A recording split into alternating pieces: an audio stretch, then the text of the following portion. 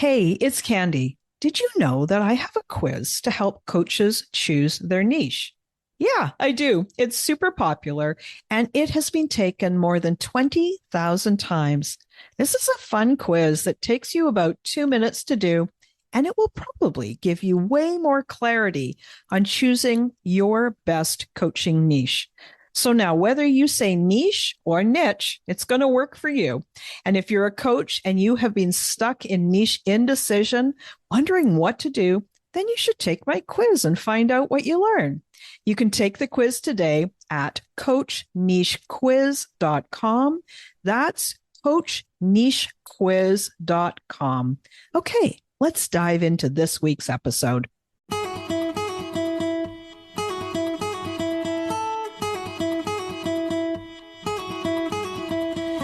Welcome to She Coaches Coaches. I'm your host, Candy Motzek, and I'm going to help you find the clarity, confidence, and courage to become the coach that you are meant to be. If you're a new coach, or if you've always wanted to be a life coach, then this is the place for you. We're going to talk all about mindset and strategies and how to, because step by step only works when you have the clarity, courage, and confidence to take action. Let's get started.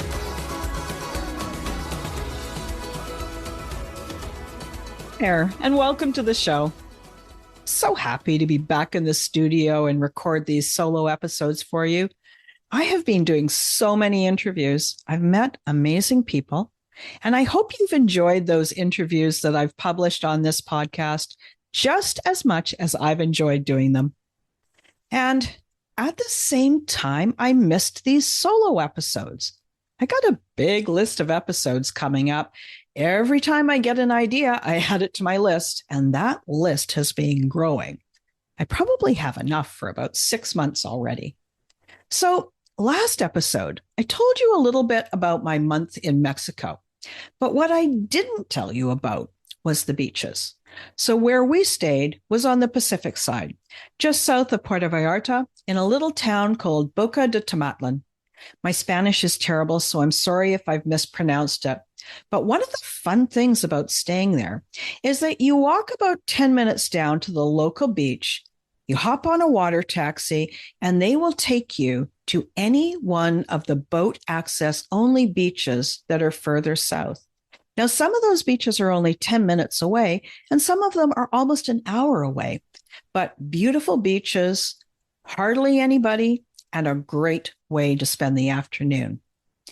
Now, before we dive into today's episode, I have entitled it 5 Steps to Sign Your First Clients. And I want to read you a podcast review.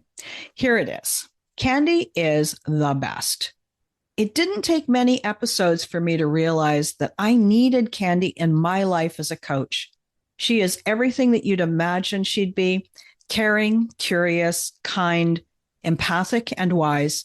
I feel like a stronger coach, a better wife, mother, and kinder to myself after becoming her client. Just listening to her podcast will improve your life. And yes, that reviewer is one of my clients. I have a favor to ask.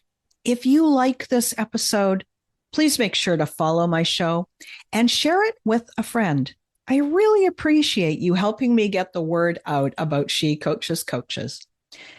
All right. So this episode is an interesting one. I've been writing it for a while and modifying it, trying to make it even simpler to help you out. But it's something that I've recorded and written in response to the number one question that I get from coaches. And the question sounds like this: how do I sign clients? It may sound like, how can I find clients? And then how do I get them to say yes? So if that's top of mind for you, then listen in and take action. I'd love to hear from you. I want to hear how it goes. So the name of the episode, the 5 Steps to Sign Your First Paying Clients. Now, this first step is one that you might not have expected, but let's get started. Step number 1, decide and focus. Decide and focus on signing clients. I know that it kind of sounds obvious, but what I've seen is that it's really common for new or struggling coaches to be saying that they want to sign clients, but then where they're spending their time and energy is on branding or writing a blog or fiddling with their website. So for now, if you want if you want paying clients, commit to only doing the things that are going to move the needle forward. Commit to doing things that will help you sign the clients instead of allowing yourself to be distracted. Sometimes that distraction sounds easier. It might even sound like more fun in the moment. And you might unknowingly be avoiding doing something that's out of your comfort zone. But know this: there is nothing more uncomfortable than being a coach who has no clients, a coach who makes no money and isn't making the difference in the world that they want to make. So don't allow distraction to make you trade that short-term pleasure for the long-term satisfaction of working with your people. Once you sign your first paying clients, everything else after that is going to be so much easier. Step number 2, have an offer. And when I say an offer, I don't mean saying something like, yeah, you could hire me for a coaching session. When you meet somebody and they're interested in coaching, you want an offer that you can give them so that they know they're going to get a result. Not, hey, yeah, you could hire me for a coaching session or 2. Coaching grows. It matures with value and time. And if you want to do your clients a real service, they need to speak with you more than once. So this means you want to offer them a package. I often recommend that new coaches use 5 weekly sessions as their pilot program. Your offer is not going to be, sure, 5 coaching sessions, just like it's now an hour of coaching, because really, no one wants coaching. They don't understand what coaching could do for them. And so they have no idea why they would even want it. They do want a solution to their challenge. People have challenges. They have goals that they want to reach. So they either want more of something or less of something. And coaching will help them get that result. So instead of 5 sessions of coaching, change your offer so that it helps them reach an outcome.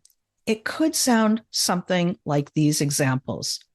You could offer a less stressed coaching package, or how about lose that last 5 pounds coaching package, even get your toddler to sleep through the night coaching package, or have better communication with your teen coaching package, or one that is my favorite because this is what I would have wanted when I was 40. The what do you want to be when you grow up for 40-year-olds coaching package. Do you see what I mean? All of those are very clear what they deliver. There's a solution that people want. They want less stress. They want their toddler to sleep through the night. They want to know what to do when they grow up. You get the idea. So now, you can brainstorm what that 5-section package might be for you, the one that you would offer to your clients. Don't make it complicated. Don't confuse yourself. You've got areas of your life I know that you already help people with. Now layer that area with your coaching and you are ready to go. There are 4 main decisions to make about your offer. The first is your offer would be 5 sessions. Now, different coaching packages are different lengths, of course, but if you're brand new and you've never done this before, just say it's going to be 5 sessions. That means your first leg of your offer is complete. The second, what does the package help them with? What's the outcome? Will they lose the last 5 pounds? Will they help their toddler sleep through the night? Something that they actually want. Third, name it. Give it a clear and uncomplicated name, just like those examples I just told you about. And fourth, give it a price for the package, not a price by the session, and now you're done. 4 decisions. Your offer would be 5 sessions. What does it help them with is the second. The third is name it clearly. And the fourth is give it a price. How much you charge is up to you. This is something that I work through with my clients. So if you're finding you need more help, click the link in the episode notes to find out more about how you can work closely with me to get support. Now, let's go on to step number 3. Get your tools in place. So this is like your back office. So what I mean by your tools is 3 things that a new coach needs. They need a Zoom account, they need an online scheduler, and a way to receive money. There's a ton of good online schedulers out there, but I recommend you use Calendly or Acuity scheduling. It's a tongue twister if you don't already have one set up.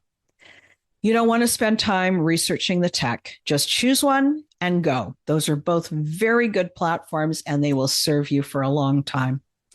You want one of these calendars because you don't want to have to play email tag with someone who's interested in talking to you about coaching. When someone says they're interested, then all you have to do, send them the link, and they're going to find a day and a time that works with their schedule.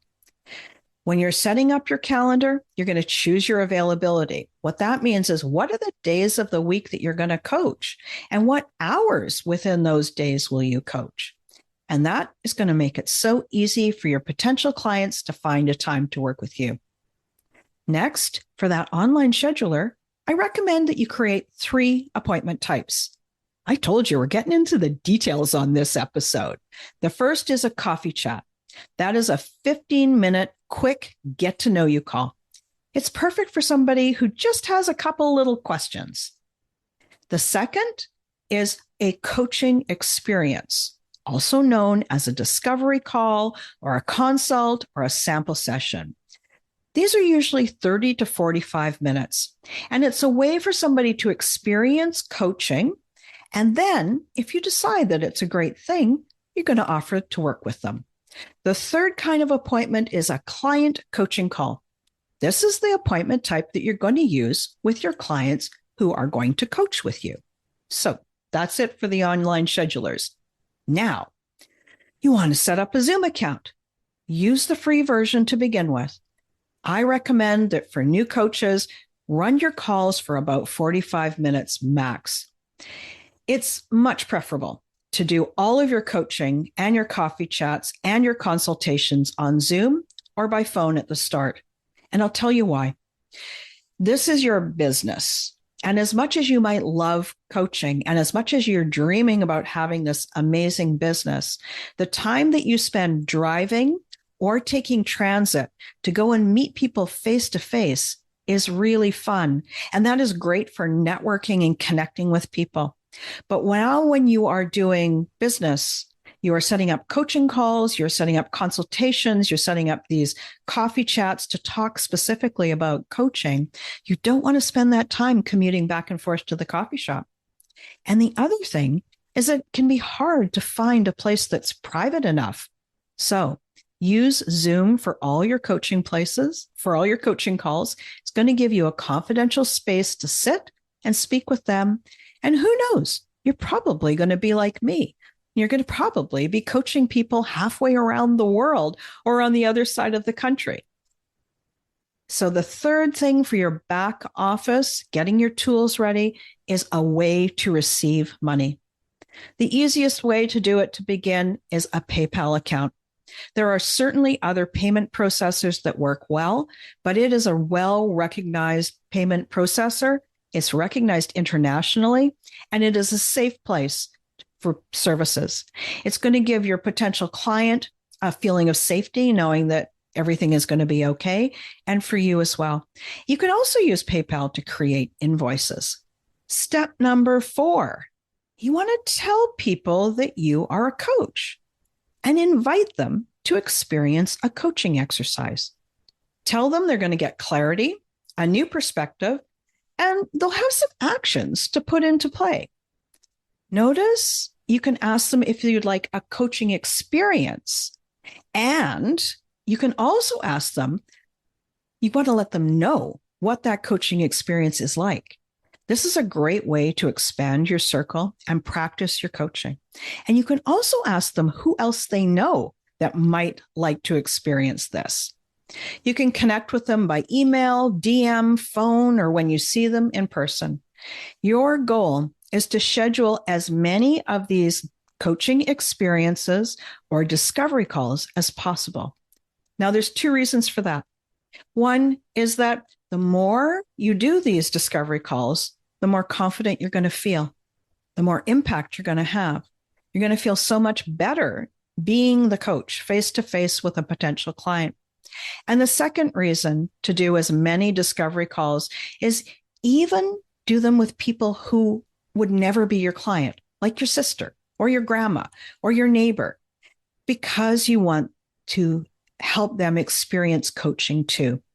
When they understand what coaching is like, then it's so much easier for them to recommend other people to you as well. So tell people you're a coach, invite loads of people to having a discovery call, those who are potential clients and those who are not. Practice your coaching, work on your confidence, and either invite the people who you think might be a client to be a client, or if you know they're not in the position to be a client, ask them for a referral. That's the way you're going to sign clients. Now, finally, step number 5, schedule calls and have conversations. This is where your online scheduler comes in handy. When you speak to somebody who's interested, you give them the link to your calendar, they schedule a time. Then they get a reminder with the call-in details. And at the scheduled time, you both show up on Zoom. You come prepared for the call, so you're ready to guide that conversation. Your aim is to have a really good connection, a good conversation, to give them an understanding of what coaching can do for them, and if appropriate, invite them to be a client. I often recommend new coaches do something called the Wheel of Life. It's a good, solid coaching exercise, and it doesn't take long, but it's going to give the person that you're meeting with a new perspective. It also gives you a framework so you don't get lost or confused or overwhelmed in the discovery call. I'll put a link in the episode notes for more information about how to do the Wheel of Life. Now, after you've done the Wheel of Life, invite the person to work with you if you think you're a match. You could do this simply and easily with one sentence. It sounds like this. Would you be interested in finding more about working with me? Now, if they say yes, you're going to tell them about your 5-session package, right? Once they have decided yes or no, either is fine, you're going to ask them, who else do you know that would like to experience coaching? Remember, your goal is to do lots of these consultations, lots of these discovery calls, give lots of coaching experiences, and invite the appropriate people to work with you. So that's it. Those are the 5 steps. The first, decide and focus that this is what you're focused on right now. The second, have an offer. The third, get your tools in place. The fourth, tell people that you're a coach. And the fifth, schedule calls and have conversations. Take these 5 steps and focus entirely on signing clients. Give yourself this laser-focused time. And when you do, your results will compound and you're going to be amazed. Also, notice all the things you may have thought that you need that you don't. How many new coaches out there think they need a logo, a brand, a website, lifestyle photos, a complicated niche, a beautiful social media feed? You don't need any of those things to get started. So many things that you don't need. I'm not saying that those things are not important, because they can be, but they're not important yet. What you do need is to talk to the people, invite them to coaching, show up, be present, connect with them, and then straight up ask them if they want to work with you. Now, while all those other new coaches are out there fiddling with their website, you're going to be out there signing clients, making money, and coaching. So these are the steps you want to take to launch your business, but this is all you need to sign your first paying clients. My goal is for my clients to show up more time doing what they love. I want my clients to be coaching and less time doing the business setup. So this is my wish for you. Focus on signing at least a few clients first before you dive in and do all those other things, all the website building and the branding, all of that. Go out and get yourself some clients, make some money, and get coaching. Now, for you who knows that you maybe want some more help, go to the episode notes and learn about some of the ways that you can work with me. I hope you enjoyed this episode. I'm looking forward to talking to you again next week. Thanks again for listening today. Please hop on over to Apple Podcasts and leave a review. Also, I would love to hear from you. Did something that I say resonate? What else would you like to learn about? Click the link in the player and leave a comment on the post. This is going to give me great ideas for future episodes so I can help you best. Join me again next week for more coaching, support, and teaching to help you become the confident coach you are meant to be.